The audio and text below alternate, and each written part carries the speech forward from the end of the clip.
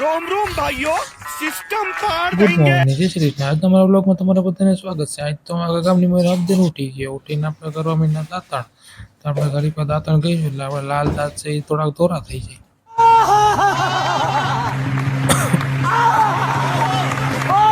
પછી આપણે ગયા સીધા સીધા રસોડામાં જોયું તો મમ્મી તો નાસ્તો બનાવતા હતા. આપણે કરવા બેસી ગયા નાસ્તો.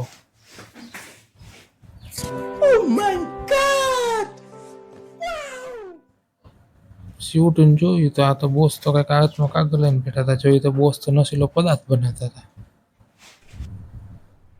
क्या પછી આપણે જોયું સૂર્યાંશ તો હવે ફોનમાં કંઈ કરતો લાગે છે. એને જોયું તો ફોનમાં શું કરે એમ જોવા દે છે. હાલ આ તો જેઠાલાલને ફોન કરે. तू कहाँ है भाई, किधर है? तुझे गए हुए 7 दिन के ऊपर हो गया, एक फोन क्यों नहीं किया तुमने? પછી આપણે થઈ ગયા તૈયાર જવા કંપની જવા માટે. પછી આપણે પટપટીયું કર્યું ચાલુ.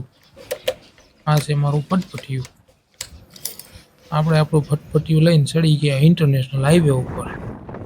અહીંથી જવાનું છે આપણે સિનોવાએ. આ ઇન્ટરનેશનલ હાઈવે લઈ જાય છે સીધો સિનોવાએ. આપણે આપણું ફટફટિયું અહીંયા મૂકી દીધું. અહીંયા તો જાજા બધા ફટફટિયા હતા પાર્કિંગમાં. તો આખી કંપનીના ફટફટિયા ભેગા થયા લાગે છે કઈ રીતે. એ બપોરનું ટાણું તો આપણે પગી ગયા સિનોવાના ભોજનાલયમાં. આ જોયું તો આ ભાઈ તો અમૃત પીતા લાગે.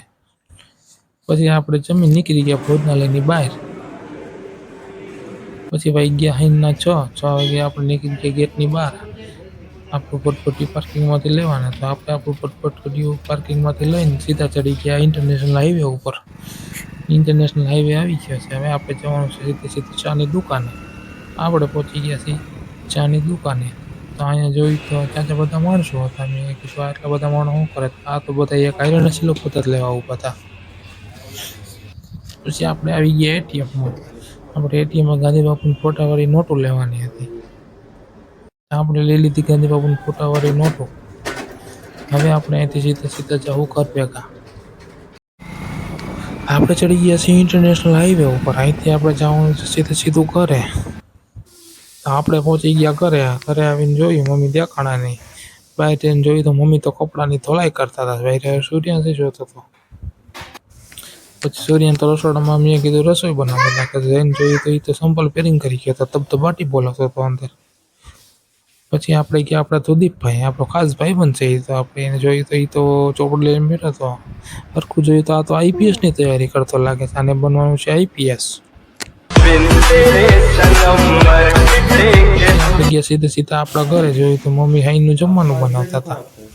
જમવાનું બનાવી એટલી વારમાં મેં કીધું હું થોડુંક નાહી નાખું. કેમ કે આપણે જાજા વર્ષોથી નાહી નહોતું. તો આપણે નાહી ધોઈને થઈ ગયા રેડી. ઘડીક વાર વાળ હુકાવી લીધા. વાળ હુકવીને મોટું બોટું લૂહીને નિરાતે પછી આપણે બેવાનું જમવા. મમ્મીએ બનાવી નાખ્યું જમવાનું. તો આપણે બધા બેસી ગયા જમવા. હવે જમીને આપણે કોટાઈ જાય. જો મારો વ્લોગ તમને પસંદ આવે તો લાઈક, શેર અને સબસ્ક્રાઈબ કરજો.